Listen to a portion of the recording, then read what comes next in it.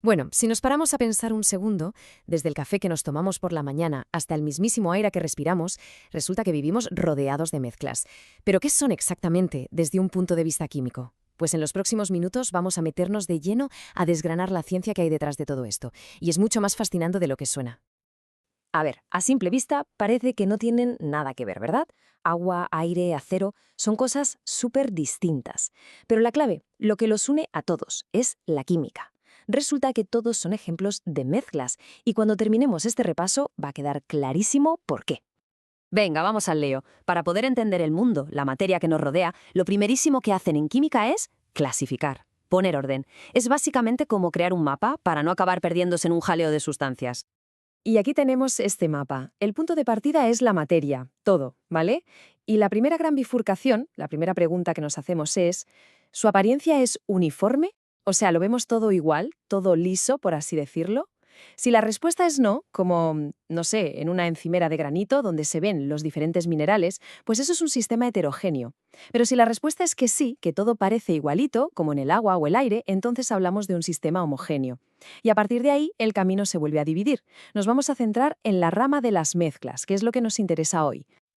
Vale, siguiendo esa rama de lo homogéneo, de lo que se ve todo igual, nos encontramos con las sustancias puras. Estas son, digamos, los ladrillos básicos del universo. Tienen una composición química fija, constante. Por ejemplo, el cobre. El cobre es cobre y punto. O el agua pura, que es siempre H2O. No hay más. Sus propiedades son siempre las mismas. Y aquí viene la otra cara de la moneda, la mezcla.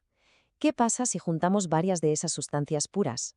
Pues si no reaccionan químicamente entre ellas, si simplemente conviven, entonces tenemos una mezcla. Y esto es súper importante. En una mezcla, cada componente conserva su identidad. Sigue siendo el mismo, no se transforma en otra cosa. Entonces, como ya adelantaba el diagrama, las mezclas se dividen en dos grandes equipos. Por un lado, las heterogéneas, que son aquellas donde podemos ver los diferentes componentes a simple vista, vamos, donde hay tropezones, como en una ensalada o una pizza. Y por otro lado, las homogéneas, que son las que tienen una apariencia totalmente uniforme, que no distinguimos sus partes ni con un microscopio. Y ojo, porque a estas últimas, a las homogéneas, las llamamos también disoluciones, y con este nombre nos vamos a quedar. Exacto, disoluciones. Y es aquí, en el mundo de las disoluciones, donde la química se vuelve súper interesante y sobre todo muy, muy cotidiana. Vamos a ver por qué. A ver, toda disolución tiene dos protagonistas, dos componentes clave. Por un lado, el soluto, que es la sustancia que se disuelve y que suele estar en menor cantidad. Y por otro, el disolvente, que es el medio que acoge al soluto, el que está en mayor proporción. El ejemplo clásico para que quede claro, sal en agua. Pues la sal es el soluto y el agua el disolvente.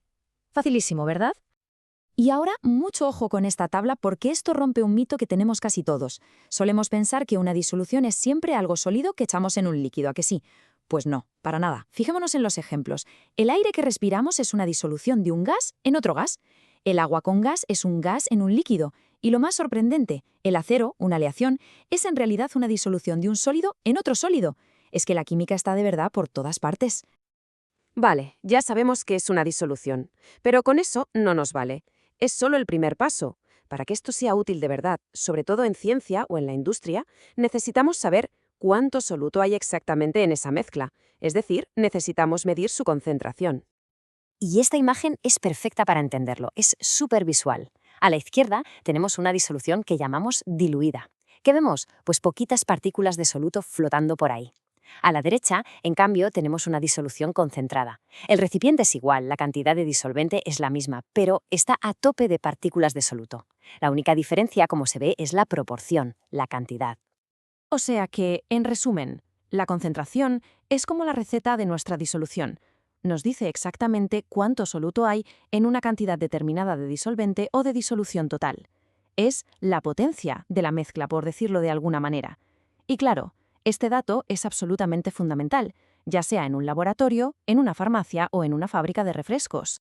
Y claro, como en la cocina, hay distintas formas de dar esta receta. Depende de lo que estemos midiendo. Las más habituales son, por ejemplo, el porcentaje en masa, que es perfecto para sólidos, o el porcentaje en volumen, que este nos suena a todos. Es el que vemos en las etiquetas de las bebidas alcohólicas. Y luego está la molaridad. Esta es la favorita de los químicos, porque en lugar de masa o volumen, mide el número de moléculas. Y eso, para hacer reacciones, es lo más preciso que hay.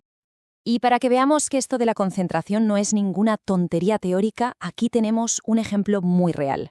0 gramos por litro. Esta cifra es la concentración máxima de alcohol en sangre permitida para conducir en muchos sitios.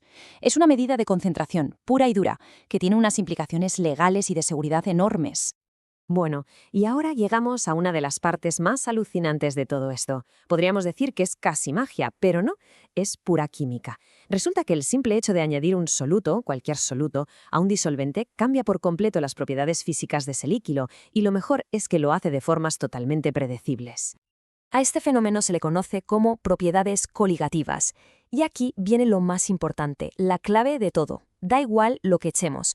Puede ser sal, puede ser azúcar, lo que sea. Al disolvente le da igual la identidad química del soluto. Lo único que le importa es el número de partículas que hay disueltas. Repito, es una cuestión de cantidad, de cuántas partículas hay, no de qué son. A ver, todo empieza con algo llamado presión de vapor. Para entenderlo, imaginemos que las moléculas de un líquido son como gente en una sala de conciertos abarrotada, intentando salir. Algunas consiguen escapar y pasar a estado gaseoso. Esa fuerza de escape es la presión de vapor. Ahora, si nos fijamos en el dibujo, ¿qué pasa cuando añadimos un soluto?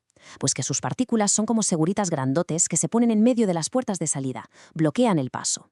Hacen que a las moléculas del disolvente les cueste mucho más escapar. El resultado es que menos moléculas lo consiguen y, por tanto, la presión de vapor baja. Y este simple hecho, que parece una tontería, tiene unas consecuencias brutales.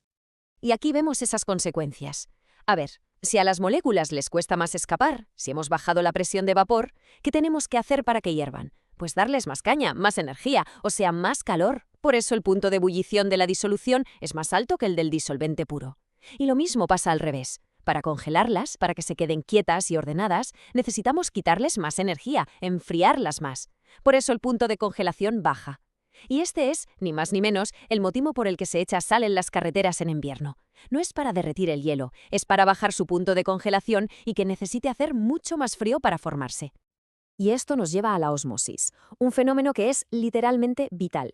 Fijémonos en el dibujo. Tenemos un tibo en forma de U, a cada lado una disolución, pero una más concentrada que la otra, y en medio separándolas una membrana semipermeable. Esta membrana es como el portero de una discoteca. Es muy selectivo. Solo deja pasar a las moléculas de disolvante, el agua, en este caso, pero no a las de soluto. Como a la naturaleza le encanta el equilibrio, ¿qué va a pasar? Pues que el agua va a empezar a moverse desde el lado donde hay menos soluto, el lado diluido, hacia el lado donde hay más soluto, el concentrado. Es como si el agua intentara ir a diluir la zona más cargada para igualar las concentraciones a ambos lados. Y que nadie piense que todo esto son conceptos de laboratorio. Para nada. Todos estos principios que hemos visto tienen aplicaciones súper directas y en muchos casos vitales, tanto en nuestra salud como en la tecnología que usamos cada día. Un ejemplo clarísimo, la medicina. Cuando a alguien le ponen un suero en el hospital, la concentración de ese suero tiene que ser exactamente la misma que la de nuestros fluidos corporales, que la del interior de nuestros glóbulos rojos. ¿Por qué? Por la ósmosis.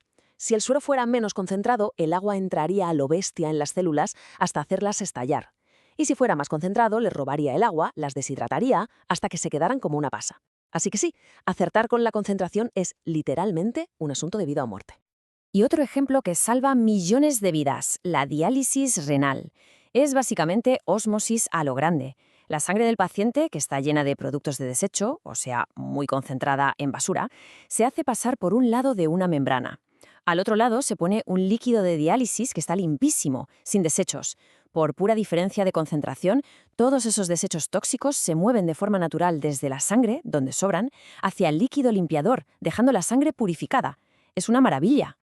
Y para terminar con las aplicaciones, una tecnología clave para el futuro, la desalinización por ósmosis inversa. Como el propio nombre dice, aquí lo que hacemos es darle la vuelta a la tortilla. En vez de dejar que el agua se mueva de forma natural hacia la zona más concentrada, hacemos lo contrario.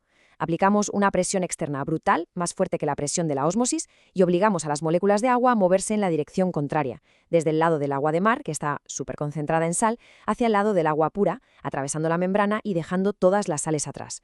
Es una forma increíble de conseguir agua potable del océano. Así que, ya lo hemos visto. Desde el aire que respiramos hasta el acero de un edificio, pasando por nuestra propia sangre. La química de las mezclas y las disoluciones no es una cosa abstracta de los libros de texto. Es, literalmente, el manual de instrucciones de cómo funciona el mundo que nos rodea. La próxima vez que alguien eche azúcar al café, que sepa que no está solo endulzando una bebida, está observando en directo un universo de ciencia dentro de una simple taza.